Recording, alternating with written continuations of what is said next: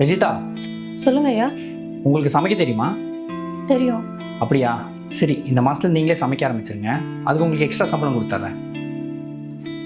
அர்ச்சனா, இப்போ அவங்களுக்கு எவ்வளோ சம்பளம் தரோம்? 7,000 ரூபாய். இப்போ 7,000 ரூபாய் சம்பளம் வாங்குறீங்க, சமைக்கிறதுக்கு ஒரு 8,000 ரூபாய் எக்ஸ்ட்ரா தரேன்.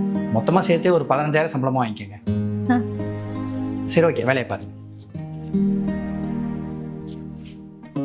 சரி அர்ச்சனா, நான் ஆஃபீஸ் போயிட்டு வந்துடுறேன்.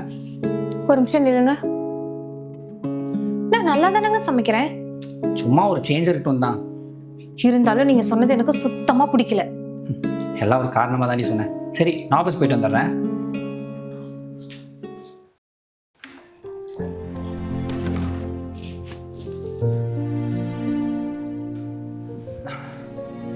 அர்ச்சனா, டயர்டாக இருக்கு, ஒரு கப் காஃபி போட்டு கொடுப்பியா?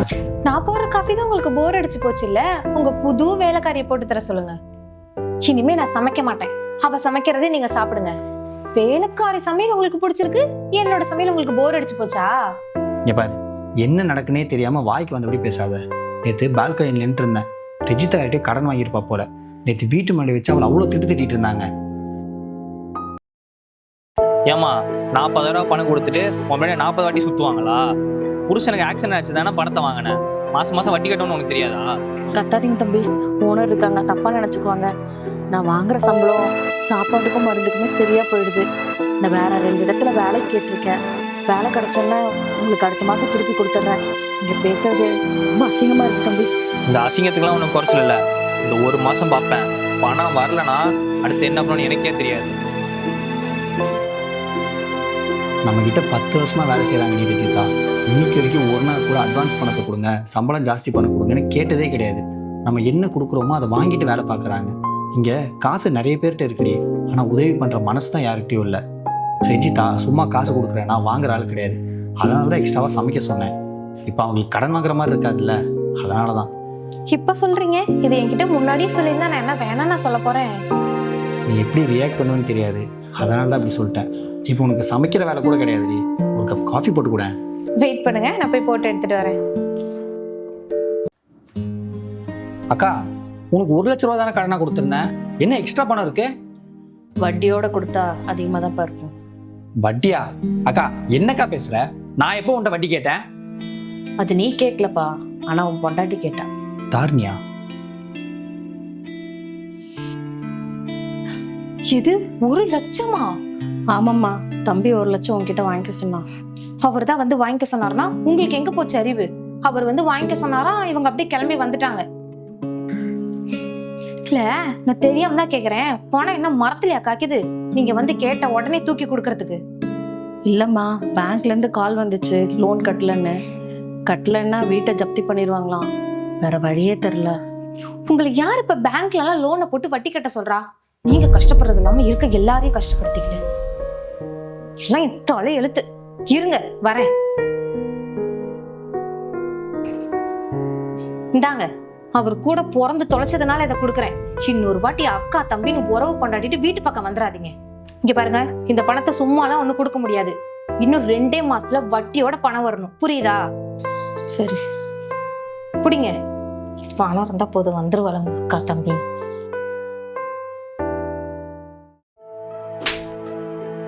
ஏண்டி, உனக்கு எவ்வளோ தைரியம் இருந்தா என் அக்காவுக்கு கடனாக கொடுத்த காசுலேருந்து வட்டிக்கு வாங்கியிருப்ப? தம்பி. அக்கா நீ சும்மா இருக்கா?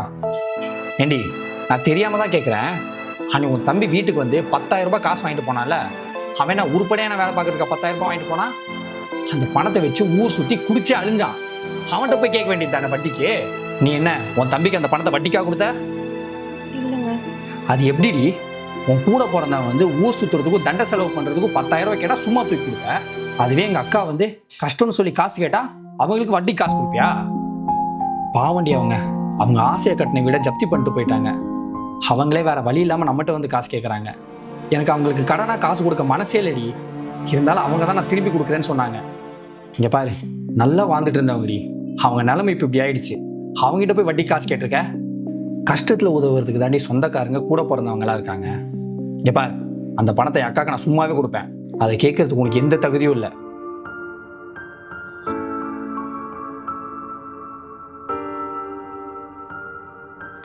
அக்கா இந்தாக்கா இந்த பணத்தை நீயே வச்சுக்க, எனக்கு திரும்ப எல்லாம் கொடுக்க வேண்டாம்க்கா. வேணாண்டா, அதை திருப்பி கொடுக்க வேண்டியது என்னோட கடமை. அக்கா நல்லா இருந்தவங்க எப்பவுமே கெட்டு போகக்கூடாதுக்கா. உனக்கு தம்பி நான் இருக்கேன், நான் உனக்கு கடனாக கொடுத்தேன் எப்படிக்கா? இந்தாக்கா பிடிக்கா.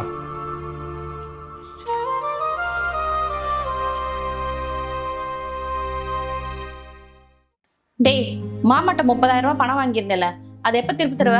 அவர் வேற கேட்டுட்டே இருக்காரு. இப்போ கையில் காசு இல்லைக்கா, கையில் மொத்தமாக வந்தோடனே கொடுத்துட்றேன்க்கா. எவ்வளவு நாள் தான் இதே சொல்லிட்டு இருப்ப? காசு வாங்க தெரியுது, ஆனா திருப்பி தர தெரியாதா? காசு வாங்கும் போது மட்டும் நல்லா பல்லு இழிச்சிட்டு வாங்க தெரியுதுல்ல, இப்ப எங்க போச்சு அதெல்லாம்? இல்லக்கா, கையில இருந்த பணம்லாம் இப்பதான் செலவாச்சு.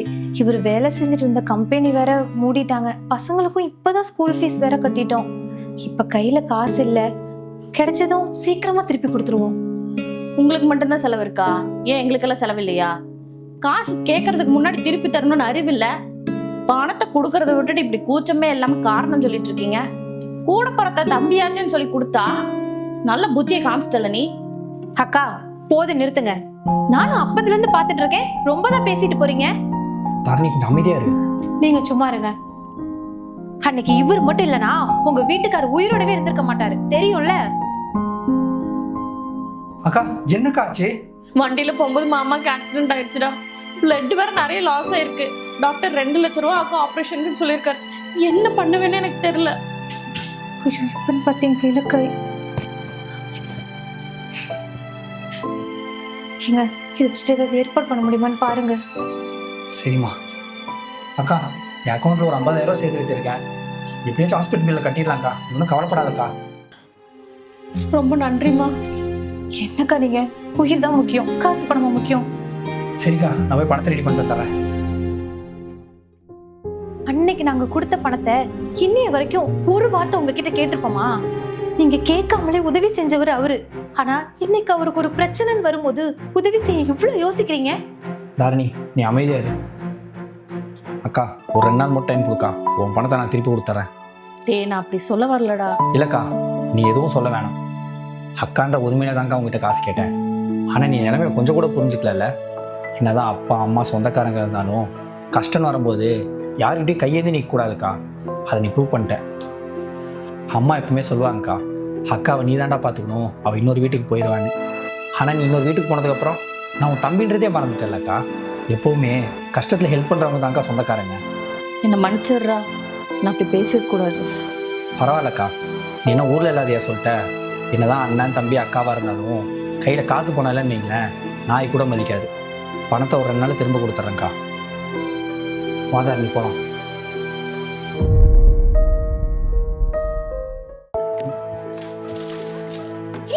அறிவு கட்ட முட்டாள், ஆள் வரது கண்ணுக்கு தெரியல. ஐயோ சாரி மேடம், மேலே ஏதாச்சும் பட்டுருச்சா? படல ப்ரோ. பட்டிருந்தா என்ன பண்ணிருப்ப? நான் இன்டர்வியூக்கு போயிட்டு இருக்கேன். மேடம் பக்கத்தில் இருக்கிற NKC கார்பரேஷன், அதுக்கா இன்டர்வியூ போறீங்க? ஆமா சார். ஆமா, ஃபைனல் இன்டர்வியூ. தெரிஞ்சு என்ன பண்ண போற? மேடம் அந்த கம்பெனியில் எல்லாமே நம்ம தான் மேடம். கிளீனிங்கு மேனேஜ்மெண்ட்டு, நம்ம இல்லைன்னா ஆஃபீஸே நடக்காது. ஓ, அடிமையா? இங்க வந்திருக்க கேண்டிடேட்ஸ்லயே நான் தான் ஹையர் குவாலிஃபிகேஷன். எப்படி நான் தான் செலக்ட் ஆவேன்? அப்புறம் வச்சுக்கிறேன் உன்னை. ஏன் மேடம் அடிமைன்னு சொல்றீங்க? அவர் மனசு கஷ்டப்படாதா? அப்படியெல்லாம் பேசாதீங்க. ஹலோ மேடம், உங்களை பார்த்து என்ன ஒரு 5 நிமிஷம் இருக்குமா? எங்க எப்படி நடந்துக்கணும்னு எனக்கு நல்லாவே தெரியும். நீங்க இன்டர்வியூக்கு தானே வந்தீங்க, போங்க போய் அந்த வேலையை பாருங்க. அடிமை அடிமைன்னு சொல்லாம என்ன மேனேஜர் நான் சொல்லுவாங்க? நீங்க எதுவும் தப்பா நினைச்சுக்காதுங்க. அவங்க ஏதோ தெரியாம பேசிட்டு போயிட்டாங்க. இந்த ஆபீஸே இவ்வளவு கிளீனா இருக்குன்னா அது காரணம் நீங்க தான். சரிங்க, ஆல் தி பெஸ்ட் சொல்ல மாட்டீங்களா? All the best. என்ன 2 பேரும் அப்படி பார்க்குறீங்க? உட்காருங்க.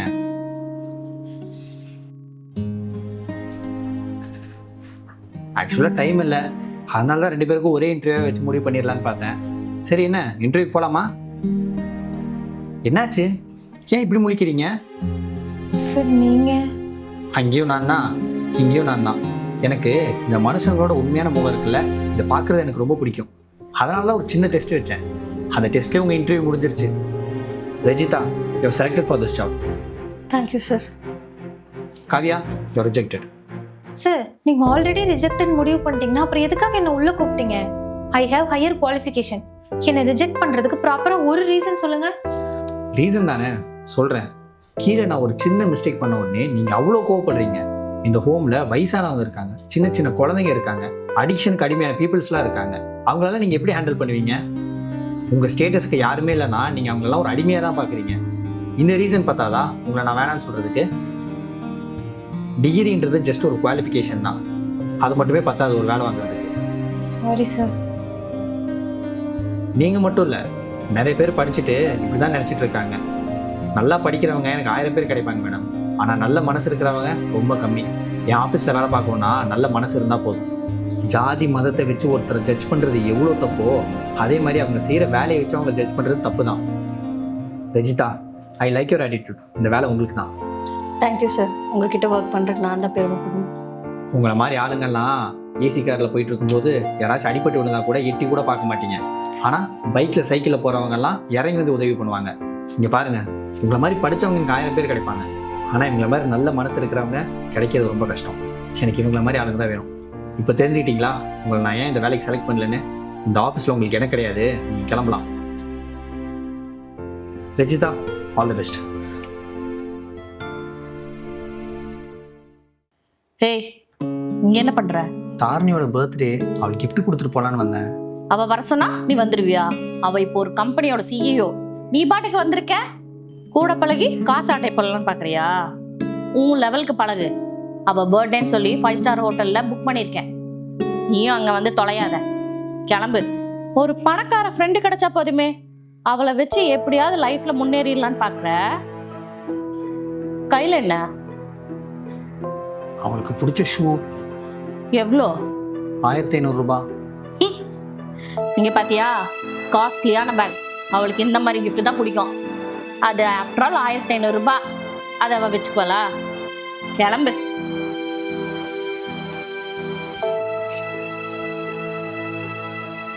வந்துட்டான் ஃப்ரெண்டு கிண்டன்ட்.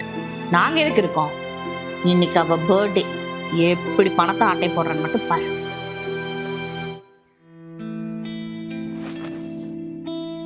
ஹாப்பி பர்த்டே டி. அது இருக்கட்டும், ஷான் எங்க போனா? அவன் எங்கேயோ வெளியே போயிட்டான். இப்ப எதுக்கு அவனை கூப்பிடுற? சும்மா ரெடி. ஷான், எங்கடா போன? நான் உனக்காக தான் வெயிட் பண்ணிட்டு இருக்கேன். நீ சீக்கிரம் வீட்டுக்கு வா.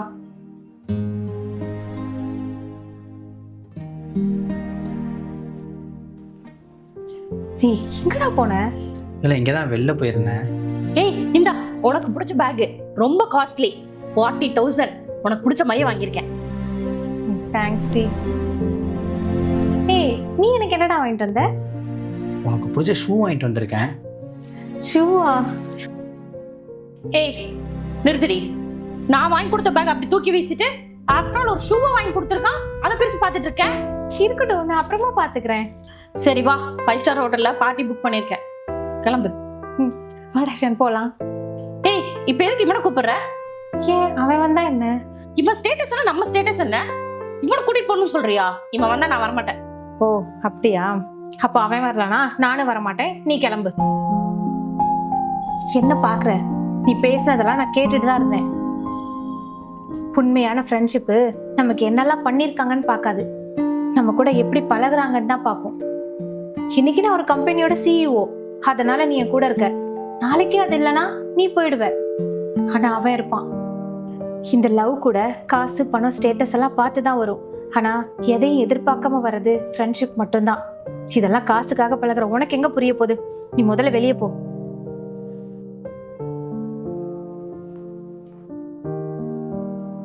என்னடி இப்படி பேசிட்ட? அவங்க ஏதோ தெரியாம பேசியிருப்பாங்க. டேய், அவெல்லாம் காசுக்காக பழகுறாடா, அதெல்லாம் ஒரு ஃப்ரெண்ட்ஷிப்பா? சரி, அதை விடு. நம்ம ஸ்கூல் படிக்கும் போது ஒரு ரோட்டு கடையில சாப்பிடுவோம்ல, அங்க போய் சாப்பிடலாமா? டேய், என்னடா யோசிக்கிற? 5 ஸ்டார் ஹோட்டலே போய் சாப்பிட்டாலும் ரோட்டு கடை டேஸ்ட் வருமா? இன்னும் மாறவே இல்லை. வா போலாம்.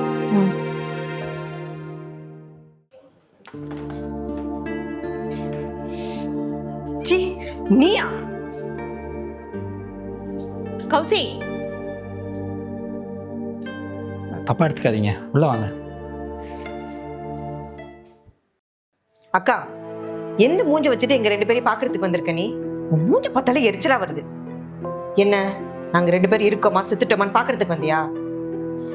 எங்க 2 பேருக்கு குழந்தை இல்லைன்னு எவ்வளவு அசிங்கப்படுத்த முடியுமோ அவ்வளவு அசிங்கப்படுத்திட்டு இப்ப எதுக்கு எங்களை பார்க்க வந்திருக்க? ஏய், நான் சொல்ற கோயிலுக்கு ஒரு தாட்டியாவது போய் பார்க்கலாம்டி. அதானே, நான் கூட என் மேல இருக்க பாசத்துல தான் என்ன பார்க்க வந்திருக்கியோன்னு நினைச்சிட்டேன். உனக்கு இப்ப கூட இந்த குழந்தை தான் முக்கியம், அப்படிதானே? என்னை பத்தி கொஞ்சம் கூட யோசிச்சு பார்க்க மாட்டேன்ல? நீ ஒவ்வொரு தடவையும் அதை குத்தி காமிக்கும் போது எனக்கு எவ்வளவு கஷ்டமா இருக்கு தெரியுமா? நீங்க சந்தோஷமா இருக்கணும்னு தானே சொல்றோம். அது எப்படி பேசுவீங்கன்னு எனக்கு நல்லா தெரியும். நல்லது பேசுறாங்களாம், நல்லதுக்கு. இங்க பார், இது எங்க இஷ்டம், எங்க குடும்பம். இதுல ஓ மூக்க நீ நுழைக்காத.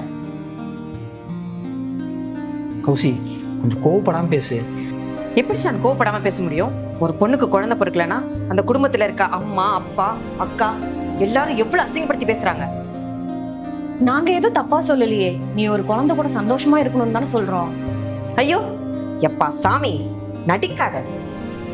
உங்களுக்குலாம் ஒரு பொண்ணுக்கு குழந்தை பிறக்கலன்னா பின்னாடி போய் புரணி பேசதான் தெரியும். அதுதானே உங்க டைம் பாஸ். சொந்தக்காரங்க பின்னாடி பேசினா பரவாயில்ல, கூட பிறந்த அக்கா தானே நீயே பேசும்போது எனக்கு எவ்வளவு கஷ்டமா இருக்கு தெரியுமா? ஏய், நான் சொல்றது ஒரு நிமிஷம் காது கொடுத்து கேளுடி. அந்த கோயிலுக்கு ஒரு தாட்டி போயிட்டு வா, நல்லது நடக்கும். இந்த வீட்டு பக்கம் தலை வச்சு படுக்காம இரு, அப்பதான் நாங்க நல்லா இருக்க முடியும். தயவு செஞ்சு ஒரு பொண்ணுக்கு குழந்தை பிறக்கலன்னா குத்தி காட்டுறதை நிறுத்து. இப்படி ஃபர்ஸ்ட் கிளம்பு.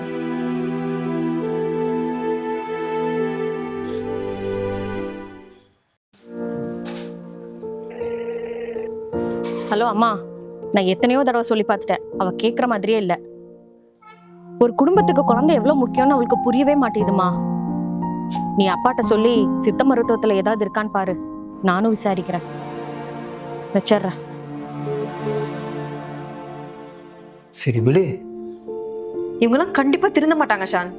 இப்ப கூட அடுத்து இவளை என்ன சொல்லி அசிங்கப்படுத்தலான்னு தான் உட்காந்து யோசிச்சுட்டு இருப்பாங்க. சரி விடு கௌசி, அவங்க ஏதாவது தெரியாமல் பேசிகிட்டே தான் இருப்பாங்க. நீ ஒவ்வொரு வாட்டியும் குழந்தை பெற்றுக்க முடியல ட்ரீட்மெண்ட் போய் உடம்பு எவ்வளோ முடியாமல் போகுதுன்னு எனக்கு மட்டும் தான் தெரியும். இனி அது வேண்டாம், நம்ம குழந்தைய அடாப்ட் பண்ணிக்கலாம். எத்தனையோ குழந்தைங்க அப்பா அம்மா இல்லாமல் ஆசிரமத்தில் கஷ்டப்பட்டுட்டு இருக்காங்க. அதுலேருந்து ஒரு குழந்தைய தத்தெடுத்து நம்ம சந்தோஷமாக வாழ்ந்துக்கலாம். அடுத்தவன் அதை சொல்லுவான் இதை சொல்லுவான்னா நீ யோசிக்காத, உனக்கு நான் இருக்கேன். நீ ஆச்சு என்ன புரிஞ்சுக்கிட்டே, அது ஒண்ணுதான் எனக்கு ஆறுதலா இருக்கு.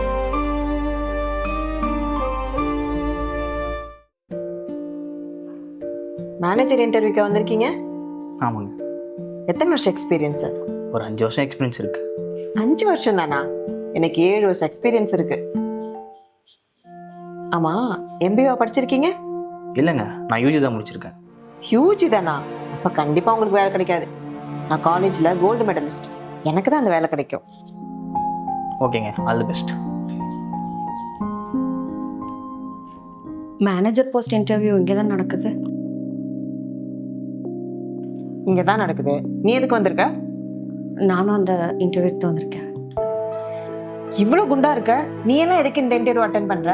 ஏதாச்சும் காஃபி ஷாப்பு, ஜவுளி கடன் போக வேண்டியது தானே?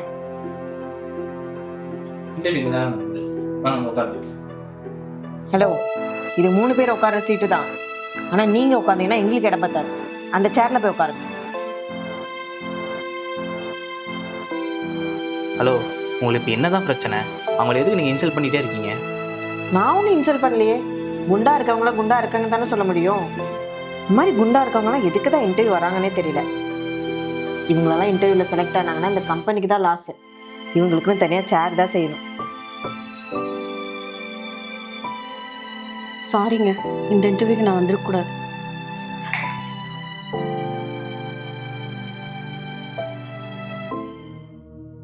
இங்கே பாருங்க, அவங்கள பாடி ஷேமிங் பண்ணுறது உங்களுக்கு என்ன ரைட்ஸ் இருக்கு? இது ரொம்ப ஒஸ்ட் பிஹேவியருங்க. உங்க 2 பேரையும் மேலே எம்டி கூப்பிட்டாங்க, வாங்க. ரெஸ்யூம் பார்த்தேன். உங்க 2 பேர்ல அதிகமாக எக்ஸ்பீரியன்ஸ் இருக்கிறது கௌசல்யா தான். அதுவும் இல்லாமல் அவங்க தான் அதிகமாக படிச்சிருக்காங்க, எம்பிஏ கோல்டு மெடலிஸ்ட் வேற. ஆனால் இந்த வேலை பிரசாந்துக்கு தான். சார் என்ன சார் சொல்றீங்க?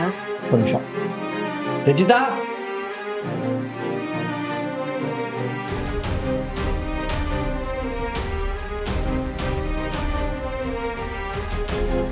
கீழே நடந்தது எல்லாத்தையும் நான் சிசிடிவியில் பார்த்துட்டு தான் இருந்தேன். ஆக்சுவலாக உங்கள் இன்டர்வியூ கீழேயே முடிஞ்சிருச்சு. உங்களோட கேரக்டர் செக் பண்ணுறதுக்காக தான் அந்த இன்டர்வியூ கண்டக்ட் பண்ணேன். நீங்கள் யாருங்க ஒருத்தங்களை பாடி ஷேம் பண்ணுறதுக்கு? நான் கூட தான் இப்போ ஒல்லியாக இருக்கேன். உங்களுக்கு நாளைக்கு நான் வேலை கொடுத்ததுக்கப்புறம் பின்னாடி போயிட்டு நான் ஒல்லியாக இருக்கேன்னு சொல்லி என்ன கிண்டல் பண்ணுவீங்களா? கௌசல்யா, உங்களுக்கு டேலண்ட் இருந்தால் மட்டும் பத்தாது, எல்லாத்தையும் ஈக்குவலாக பார்க்கணும். ஒருத்தவங்களோட உருவத்தை வச்சு ஜட்ஜ் பண்ணுறது, கலரை வச்சு ஜட்ஜ் பண்ணுறது, கேஸ்ட்டை வச்சு ஜட்ஜ் பண்ணுறது எல்லாமே ஈக்குவலி க்ரைம் தான். எங்கள் ஆஃபீஸில் உங்களை மாதிரி ஆட்கள்லாம் இடம் இல்லை. கிளம்பலாம். போங்க.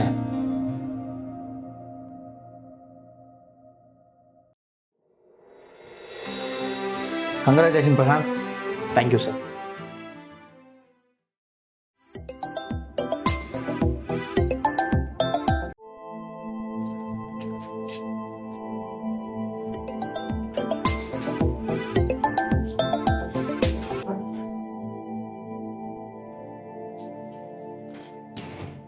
கௌசல்யா, கீழே யாரும் உங்களுக்காக வெயிட் பண்ணிட்டு இருக்காங்க.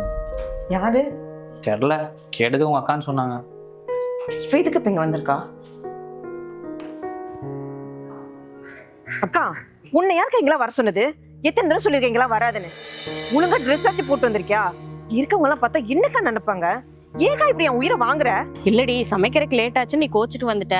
ஹோட்டல் சாப்பாடெல்லாம் உனக்கு ஒத்துக்காது இல்ல, அதான் சாப்பாடு எடுத்துட்டு வந்துட்டேன். இந்தா. அக்கா, நீங்க வந்ததே எனக்கு ஒரு மாதிரி இருக்குக்கா. ப்ளீஸ்க்கா, வீட்டுக்கு போக்கா. சாப்பாடாவது வாங்கிக்கிறியா? மச்சான், கீழே கௌசி உங்க அக்கா பார்க்கணுமே. நல்லா குண்டா போண்டா மாதிரியா. அது கூட ஒரு கையில மட்டும் வாட்ச் கட்டியிருந்தாங்கன்னு வச்சுக்க, பார்க்க டைம் பாம்.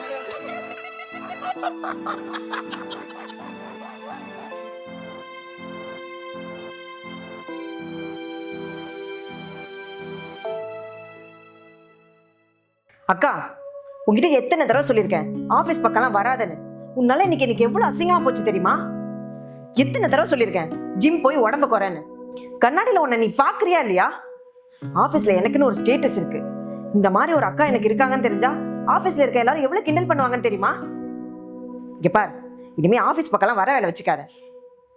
ஆபீஸ் மட்டும் இல்ல, நீ என் கூடயே வராத. நீ என் கூட வர்றதுனால எனக்கு ஒரு மாதிரி இருக்கு. ஜிம் போறியா இல்லையா? நீ போயிட்டு தான் இருக்கு. பார்த்தா அப்படி தெரியலையே. நல்லா தின்னுட்டு தூங்காம ஒழுங்கா வேலையை பாருக்கா. உனக்கு போய் ஏண்டா தங்கச்சியா பிறந்தேன்னு இருக்கு. இதனாலதான் உனக்கு இன்னும் கல்யாணம் ஆகாம இருக்கு.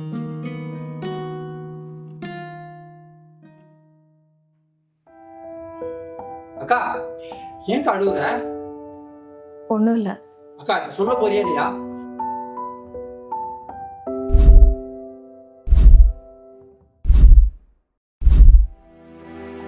எனக்கு தங்கச்சியா இருக்கிறதே அசிங்கம்னு நினைக்கிறாடா. நான் என்னடா பண்ணுவேன்? எனக்கு ஆக்சிடென்ட் ஆனதுக்கு அப்புறம் தான் எனக்கு உடம்பு போட்டுச்சு. குண்டா இருக்கேன்னு சொல்லி எல்லாம் கேவலமா பேசுறாங்க. குண்டா இருக்கேன்னு சொல்லி மாப்பிள்ளையும் கிடைக்க மாட்டேங்குது. எனக்கு மத்தவங்க சொல்றது கூட பிரச்சனை இல்லை. அம்மா அப்பா இறந்ததுக்கு அப்புறம் எனக்குன்னு இருக்கிறது அவ ஒருத்தி மட்டும்தான்டா. ஆனா அவளை இப்படி பேசும்போது கஷ்டமா இருக்குடா. இருக்கா, அவளை போய் என்னன்னு கேட்டு வரேன்.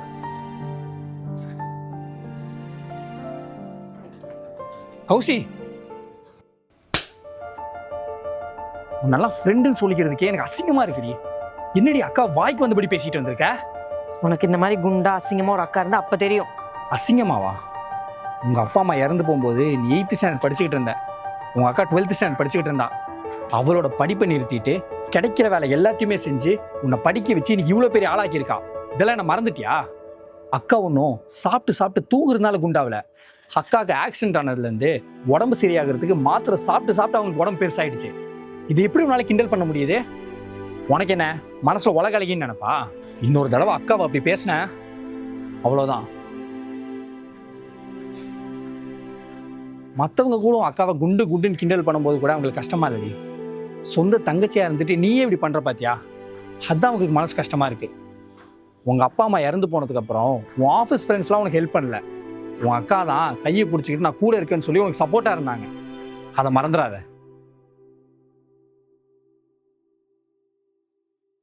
அண்ணா வாங்கண்ணே, சேகரனை அனுப்பிச்சு விட்டாரு. மெக்கானிக் வேலைக்கு ஆள் வேணும்னு சொன்னீங்களாமே. ஆமாப்பா, மெக்கானிக் வேலை தெரியுமா? கற்றுப்போனேன். சரி, இதுக்கு மேலே என்ன வேலை பார்த்துருந்த? அண்ணே, ஃபஸ்ட்டு ஒருத்தர்கிட்ட அசிஸ்டன்ட் பெயிண்டராக வேலை செஞ்சுட்டு இருந்தேண்ணே. அப்புறம் வேலை செட் ஆகலைன்னு வேலையை விட்டுட்டேன். அப்புறம் கொஞ்ச நாள் தெரிஞ்ச ஒருத்தர்கிட்ட எலக்ட்ரிஷியனாக வேலை செஞ்சுட்டு இருந்தேன். அங்கேயும் எனக்கு வேலை செட் ஆகலை, அங்கேயும் நான் வேலையை விட்டுட்டேன். அப்புறம் கடைசியாக கறிக்கடையில் போய்ட்டு வேலை செஞ்சேண்ணே. அங்கேயும் எனக்கு வேலை செட் ஆகலைன்னு எல்லா வேலையும் விட்டுட்டேண்ணே. இப்போ உங்ககிட்ட மெக்கானிக்காக செய்யலான்னு வந்தேன். என்னப்பா இத்தனை இடத்துல வேலை பார்த்துட்டு உடனே விட்டுருக்க? நாளைக்கு நம்ம கடையை அதே மாதிரி விட்டு போக மாட்டேன், என்ன நிச்சயம்? ஐயோ அண்ணே, நான் அப்போல்லாம் விட்டு போயிட மாட்டேனே. நான் அந்த வேலையெல்லாம் விட்டதுக்கு ஒரு காரணம் இருக்குது.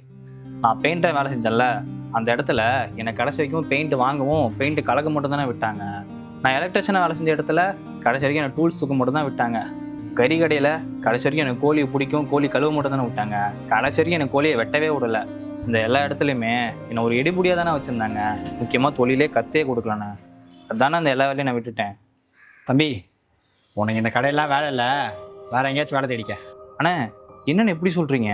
நீங்கள் வேலை கொடுப்பீங்க நம்பி தானே வந்தேன். ஆமாப்பா, தொழில் கற்றுக்கிறதுக்கெலாம் சில முக்கியமான விஷயம் இருக்குது. அதெல்லாம் உன்கிட்ட இருக்கான்னு தெரில. நீ வேறு கடையில் வேலையை பார்த்துக்க. அண்ணே, என்னண்ணே இப்படி சொல்லிட்டீங்க? நீங்கள் எந்த வேலை கொடுத்தாலும் நான் செய்வேண்ணே. எனக்கு நீங்கள் லீவ்லாம் கொடுக்க வேணாம். ராத்திரி பகல்னு பார்க்காம நாய் மாதிரி உழைப்பேனே. நீங்கள் எந்த வேலை சொன்னாலும் முகம் சுளிக்காமல் செய்வேண்ணே. தம்பி, நீ சொல்கிறது எல்லாமே ஒரு தொழில் கற்றுக்கிறதுக்கு தேவையான விஷயந்தான். ஆனால் அதை விட முக்கியமான விஷயம் ஒன்று இருக்குது, பொறுமை. அது உன்கிட்ட இருக்கான்னு தெரில. பொறுமையா? தொழில் கற்றுக்கும் பொறுமைக்கும் என்னென்ன சம்மந்தம்? ஒரு தொழில் கற்றுக்கிறதுக்கு ரொம்ப முக்கியமான விஷயமே பொறுமை தான். தூரத்துலேருந்து பார்க்குறதுக்கு வேணால் தொழில் பண்ணுறது ஈஸியாக இருக்கலாம், ஆனால் இறங்கி வேலை பார்த்தா தான் தெரியும் அதோட ஆழம் என்னென்னு. நீ பாட்டு ஏதோ தொழில் ஆரம்பிக்கிறது அசால்ட்டாக பேசினுக்கிற. இந்த மாதிரி விஷயத்தெல்லாம் கற்றுக்கணுன்னா ரொம்ப வருஷம் பொறுமையாக வேலை செய்யணும்ப்பா. அப்புறம் உனக்கு தொழில் கற்றுக் கொடுக்கறதுலாம் ஓனரோட வேலை கிடையாது. அவர் சொல்கிற வேலையை செஞ்சு அதுலேருந்து நம்ம சுயமாக கற்றுக்கணும், புரியுதா? அதே மாதிரி ஒரு சின்ன வேலையை 1000 தடவை செஞ்சுருந்தாலும் அதை அசால்ட்டாக செய்யாமல் டிசிப்ளினாகவும் டெடிகேஷனாகவும் அந்த வேலையை செய்யணும், புரியுதா? இதுக்கெல்லாம் பொறுமை தேவை. நான் ஒன்றும் எட்ட ஒன்னெல்லாம் கையில் ஸ்பேனர் பிடிக்கலப்பா. நான் மெக்கானிக் கடையில் வேலை செய்யும்போது எனக்கு வயசு 10லேருந்து 15 வயசு வரைக்குமே கடை ஓனருக்கு டீ வாங்கி கொடுத்துட்டு இருந்தேன். 15 வயசுக்கு மேலே தான் எனக்கு பொருள் தூக்கவே விட்டாங்க. எனக்கு முறை ஸ்பேனரை பிடிச்சி ஒரு வண்டிக்கு வேலை செய்கிறதுக்கே 18 வயசு ஆகிடுச்சு. அங்கேருந்து எனக்கு சொந்தமாக கடை போடுறதுக்கே 24 வயசு ஆகிடுச்சு, புரியுதா? புரியுதுண்ணே. அந்த கடையில் வண்டியை வேலை செய்ய கற்றுக்கிறதுக்கு எனக்கு 2 வருஷம் ஆச்சு. ஆனால் அது மட்டும் போதாதுடா. எப்படி ஒரு கஸ்டமர்கிட்ட பேசணும், எப்படி பேசக்கூடாது, என்ன மாதிரி வேலைலாம் செய்யணும், இதெல்லாம் செய்யக்கூடாது, ஒரு வேலை தப்பாச்சுன்னா அதை எப்படி சரி பண்ணணும், எந்த பொருளை இங்கே வாங்கணும் வாங்கக்கூடாதுன்றதெல்லாம் கற்றுக்கிறதுக்கு எனக்கு 10 வருஷம் ஆகிடுச்சுடா. நீ ஒரு வேலையை செய்ய 10 நாள் போதும்ப்பா. ஆனால் அந்த வேலையை புரிஞ்சுக்கணும்னு வையேன், அதுக்கு பல வருஷம் ஆகும். அதுக்கு பொறுமை தேவை. அதே மாதிரி வாழ்க்கையில் எல்லாமே உடனே நடக்கும்னு நினைக்கக்கூடாதுப்பா. அதுக்கெல்லாம் டைம் ஆகும். அதெல்லாம் கற்றுக்கணும்னா பொறுமை வேணும். உன்ட்டெல்லாம் அதெல்லாம் இருக்கான்னு தெரில. அதனால தான் சொல்கிறேன், நீ வேறு ஏதாச்சும் கடையை பார்த்துக்க. அண்ணே, என்னை மன்னிச்சிருங்கண்ணே. நான் மாடு மாதிரி உழைச்சா போதும், சீக்கிரமாக தொழிலை கற்றுக்கிட்டு மேலே வந்துடலான்னு நினச்சேன். ஆனால் தொழில் கற்றுக்கிறதுக்கு பொறுமை ரொம்ப முக்கியம்னு நீங்கள் சொல்லி தானே எனக்கே புரிஞ்சிச்சு. என்னை வேலைக்கு எடுத்துக்கங்கண்ணே. நீங்கள் இனிமேல் என்ன வேலை சொன்னாலும் நான் செய்வேன். நீங்கள் எனக்கு வேலை கற்றுக் கொடுக்கலாம் ஒன்றும் இல்லைண்ணே. நானே உங்களை பார்த்து வேலை கற்றுக்கிறேண்ணே. எப்பவுமே ஒரு மனுஷனுக்கு அறிவை விட அனுபவம் தான்டா முக்கியம். சரி போ, நாளைக்கு காலை 9 மணிக்கெலாம் வேலைக்கு வந்துரு. சரிண்ணே.